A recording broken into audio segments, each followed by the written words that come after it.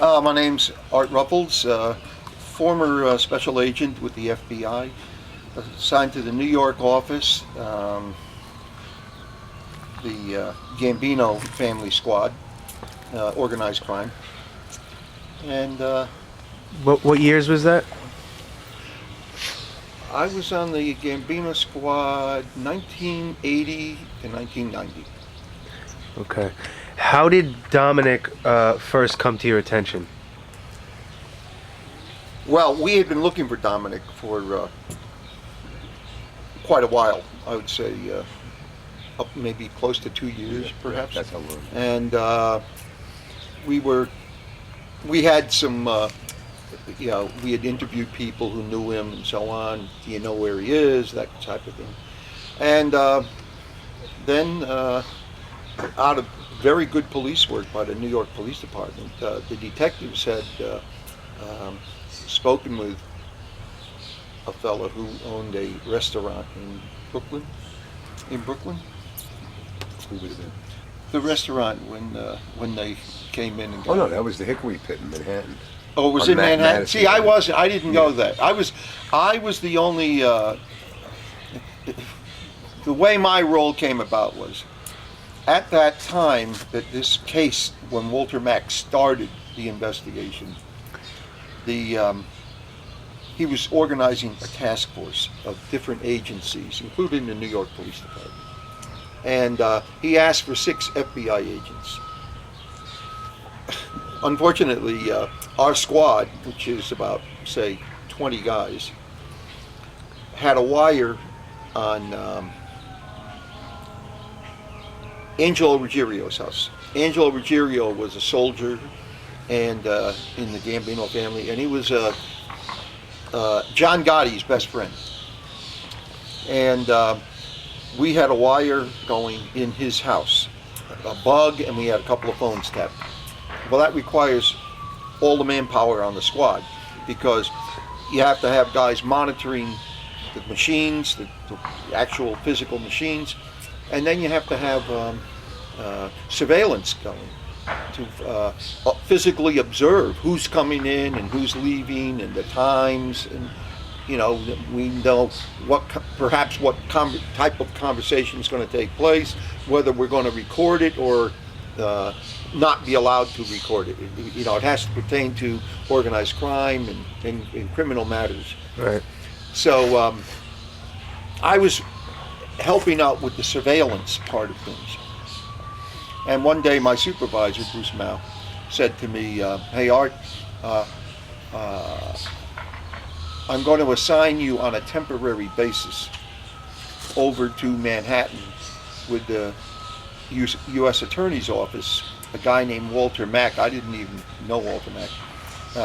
An assistant named Walter Mack, who's starting an investigation and a task force on Roy DeMeo. Well, I had heard of Roy DeMeo, but I didn't know very much about him. And he said, he says, "Unless you have an objection to it, I'd like to send you over there." I said, "No problem, I'll be glad to go." He says, "Just on a part-time basis, because I still need you to help out on the Angelo wire." So I went over and met Walter, met some of the guys that were already on it. We had some IRS agents and ATF agents, postal inspectors. We had about 6 or 8 detectives assigned, 4 from auto crime, because that was one of the biggest parts of the DeMeo crew, was the car ring, stolen car ring, and 4 homicide detectives. And that's when I first met Frank Pergola.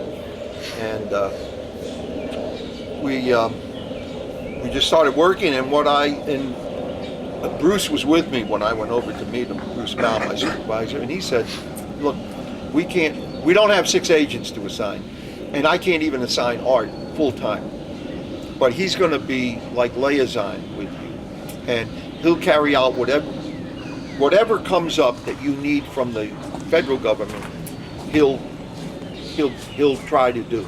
Right. which is the way we started. But the thing got moving so fast that, I mean, within a month I was full-time assigned to the place. And then maybe a year later, I asked for more help because I couldn't really do everything myself. And that's when I got a female agent to come over and work with me, Marilyn Luck. And she worked out great. She really did a lot of good stuff. So then with Dominic, it wasn't too long that after I was there that the detectives told me that they had gone out. They had gotten a call from the guy who owned that restaurant, who owed Dominic some back money from before he had flown the coop out to California, right. And he was back to try to pick up some of that money. And so the guy kind of says, okay, just give me a little time to get the money together. And as soon as Dominic leaves, he calls one of the detectives and says, hey, Dominic was just here and he's coming back. And he knew just when he was coming. So they had 6 detectives out there, and they went in and they sat around, and then as soon as whenever they made the move, they grabbed him. What were you looking for him in the first place for? I mean, what was it that you were searching Well, up? we knew he was Nino's nephew, right, and that he had lived at Nino's house. We knew that part. We already had Freddy with us. We had we had Freddy first before you came in. Yeah, and Freddy had told us a lot. And part of it was that Dominic was the guy who knew everything that went on. Right. And that he was Nino's trusted right-hand man and driver. So that's what really piqued our interest in Dominic. And we were really anxious to get our hands on him. And of course, this was the break we needed. And when we first got him, he said, I don't want to talk to you guys. I don't want. And I wasn't even there for that conference.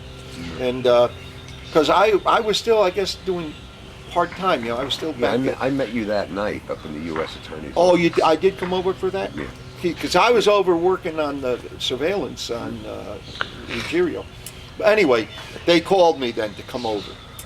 Because I would have to be there in case you were going to make a deal with the government. I'm the one, the FBI is the one who puts you in, proposes you to go into the witness security program. So I would have to do all the paperwork and communicate with Washington and the marshals and all of that stuff. Okay. And so, but he said, I don't want to make any deals. I don't need any help. So Okay, so they put him into MCC, the Metropolitan Corrections, at the Federal House of Detention. And I think he was there maybe 2 days. Yeah, 3 once I days. found out about the contract. Yeah, and while he was there, he gets word from other inmates that they're looking to clip him. Well, the best place to clip you is right in the joint. So he called, said, I think I got to talk with you guys. So, of course, then we were all there for that. We just went from there. And What was your